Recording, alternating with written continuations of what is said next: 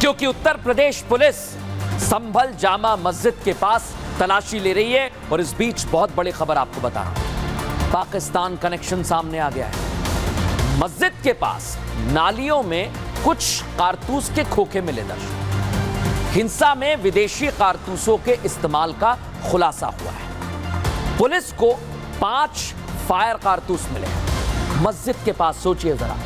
और Pakistan ordnance factory का 9 mm का एक मिस फायर वहां बरामद किया गया। सोचिए आप, पाकिस्तान कनेक्शन। तलाशी के दौरान पुलिस को 12 बोर के 2 खोखे भी बरामद हुए हैं। 300 जिस तरह से पूरी हिंसा हुई है, 32 बोर के 2 खोखे पुलिस ने अब तक बरामद किए हैं। और पुलिस की टीम का सर्च ऑपरेशन, एफएसएल की टीम वहां पर पहुंची हुई है। बरामद कारतूसों को फॉरेंसिक लैब में भेज दिया गया है। यानी एक तरफ सियासत हो रही है दर्शक, एक तरफ संभल शांत है, दूसरी तरफ उसका पाकिस्तान कनेक्शन। पुलिस इस पर क्या कह रही है, सुनवाता हूं। जिस घटनास्थल पे जिस पे जो डेड बॉडी मिली थी, उस जगह से आज एक बड़ा ही चौंकाने वाला तथ्य सामने आया है, जिसमें POF 9 mm 68-26 ये एक फायर्ड केस मिला है। 12 बोर का एक Winchester made in USA number 12 super लिखा हुआ है। ये एक 12 बोर का कार्ट्रिज मिला है। एक स्पेशल 12 के करके भी एक 12 बोर का एक और कार्ट्रिज मिला है। एक KF-32 SWL करके भी एक कार्ट्रिज मिला है, जो फायर्ड केस है। संभल में एक तरफ सियासी घुसपैठ, दूसरी तरफ पाकिस्तान कनेक्शन। पुलिस अपनी जांच कर रही है दर्शकों, लेकिन अखिलेश यादव योगी की पुलिस को टारगेट करने के लिए बड़े बड़े आरोप लगा रहे हैं बार बार। दरअसल अखिलेश यादव की पार्टी के नेता, जो खुद इस मामले में बुरे फंसे हुए हैं, इसलिए वो और उनके नेता हर कोई संभल का मुद्दा बनाकर बैठा हुआ है। उनको भी सियासत करनी है। आज अखिलेश यादव ने संसद में पूरे समय इसी मुद्दे पर चर्चा की। उनकी तस्वीर मैं आपको दिखा रहा हूं कि आज की संसद की कार्यवाही। अब आप सोचिए, उनके अल्फाजों और AIMIM के चीफ असद उद्दीन के शब्द, इनके बयानों में कोई खास फर्क आज हमें नजर नहीं आया।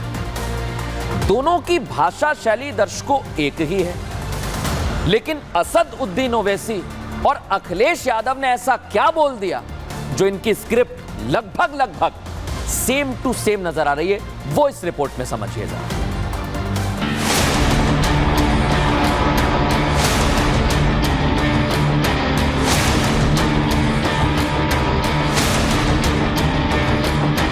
देखो अंदर से क्या निकलता। जाओ मस्जिद में गड़ा खोदो, उसमें से अलाउद्दीन निकलते नहीं निकलते देखो। अरे हर जगह पर जहां भी जाओ, बस गड़ा खोदो, सर्वे सर्वे सर्वे। ये असदुद्दीन ओवैसी हैं, हैदराबाद से सांसद हैं। वैसे तो इन्हें किसी परिचय की जरूरत नहीं, लेकिन जिस तरह संभल की शाही जामा मस्जिद पर इनकी खिसियाहट सामने आ रही है, वो उनकी सियासत को बखूबी बयां करती है। अब इन्हीं की लाइन पर सपा अध्यक्ष अखिलेश यादव भी चलते हुए दिखाई दिए। तभी तो आज लोकसभा की कार्यवाही के दौरान वो भी ओवैसी की भाषा शैली को अपनी जुबान से दोहरा रहे थे। बार बार खुदाई की जो बात कर रहे हैं अध्यक्ष महोदय, ये खुदाई जो है हमारे देश का सौहार्द, हमारे देश का भाईचारा, हमारे देश का गंगा जमनी तहजीब को खो देगा। चाहे ओवैसी हो या फिर अखिलेश, दोनों ने मस्जिद के सर्वे पर खोदो का राग अलापना शुरू कर दिया। इसके पीछे भी दोनों का मकसद भी एक है।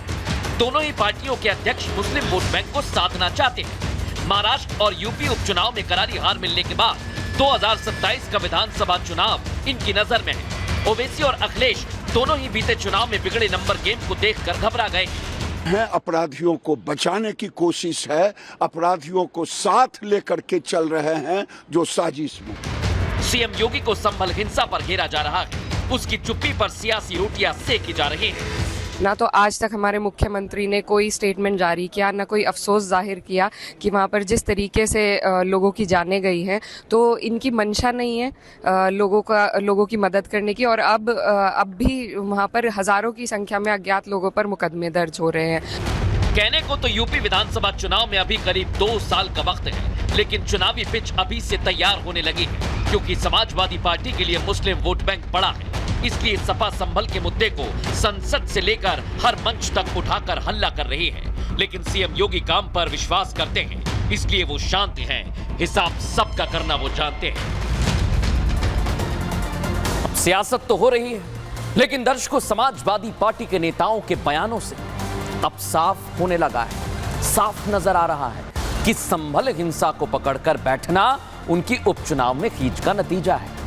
और इस बात को आज अखिलेश यादव ने भी संसद में अपनी जुबान से खुद कबूल किया है। सिर्फ अखिलेश यादव नहीं दर्शकों, उन्हीं की लाइन पर समाजवादी पार्टी के दूसरे नेता भी चल रहे हैं, बोल रहे हैं। उपचुनाव की हार का अफसोस उन्हें इस कदर है कि वो आरोपों की झड़ी सरकार पर लगा रहे हैं। सरकार पर वोट नहीं डालने तक के, कि इनको वोट नहीं डालने दिया इन लोगों ने, इस तरह के आरोप लगाए जा रहे हैं। इस बात को स्वीकार नहीं कर रहे हैं कि ये उनकी पार्टी और प्रत्याशियों की विफलता का नतीजा है। लेकिन आप सोचिए दर्शकों, क्या वाकई संभल का मुद्दा उठाकर अखिलेश और उनकी पार्टी सियासी आरोप प्रत्यारोप में लगी हुई है? देखिए जरा क्या कह रहे हैं। कोई कल्पना कर सकता है कि वोट लूटा जाए, वोट को डालने न दिया जाए? ये उपचुनाव, हालांकि सरकार के उपचुनाव माने जाते हैं, लेकिन इस तरह का व्यवहार प्रशासन का कभी देखने को नहीं मिला। हमारे लिए संभल और खासकर भारतीय जनता पार्टी की सोची समझी रणनीति है कि लोगों को उलझा के रखो इस तरह के मसलों पर। मेरा और लोगों का ये मानना है कि इससे पहले उत्तर प्रदेश में जो चुनाव हुए थे, उसमें वो बगल के जिलों में पुलिस ने किसी को वोट डालने नहीं दिया गया और जबरदस्ती चुनाव कब्जा कर लिया था। और उससे ध्यान बटाने के लिए, रामगोपाल जी, आपसे आशा करता हूं संयम योजनाबद्ध तरीके से सब ये हुआ।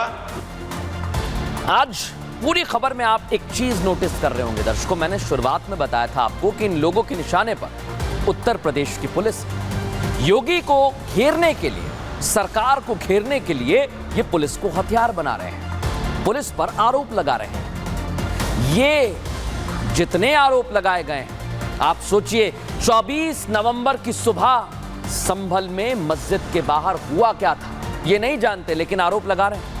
सपा नेताओं का इतनी बारीकी से सब कुछ बताना अपने आप में कई सवाल खड़े करता है। वो एक एक करके घटना को बताते हैं। सवाल तो ये भी उठता है कि ये लोग हिंसा के समय वहां मौजूद तो नहीं थे, तो इतना डिटेल में इनको सब कैसे जानकारी है? इतने दावे, इतनी सारी बातें कैसे कर रहे हैं? हो सकता है किसी ने बताई होंगी, लेकिन सिर्फ और सिर्फ टारगेट पर सरकार और पुलिस है।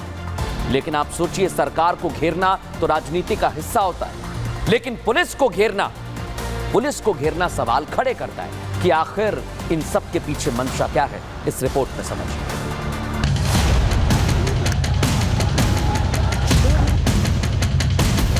पुलिस के सिपाही से लेकर के अधिकारियों तक ने अपने सरकारी और प्राइवेट हथियारों से गोलियां चलाई। पुलिस ने गोली चलाई, 5 लोग मारे गए, 20 लोग घायल हुए। संभल हिंसा के बाद से समाजवादी पार्टी योगी सरकार को घेरने का कोई मौका नहीं छोड़ रही है। सपा अध्यक्ष अखिलेश यादव से लेकर दूसरे नेता सभी ने योगी की पुलिस के खिलाफ मोर्चा खोल दिया है। और आरोपों की इस झड़ी में ऐसा लग रहा है कि सपा ये भूल गई है कि जिस वक्त ये हिंसा भड़के उस वक्त ये लोग वहां चश्मदीद के तौर पर मौजूद नहीं थे। लेकिन इनके बयानों को सुनेंगे तो ऐसा ही लगेगा जैसे सब कुछ इनकी आंखों के सामने हुआ है। सर्वे के दौरान करीब 1.5 घंटा बाद जब जनता को सूचना मिली तो वो इकट्ठा होना शुरू हो गए। लोगों ने सर्वे का कारण जानना चाहा तो सर्किल ऑफिसर ने उनके साथ गाली गलौज की और लाठीचार्ज करवाकर बुरी तरह जख्मी कर दिया। इसका विरोध करते हुए चंद लोगों ने पत्थर चलाए, जिसके बदले में पुलिस के सिपाही से लेकर के अधिकारियों तक ने अपने सरकारी और प्राइवेट हथियारों से गोलियां चलाई।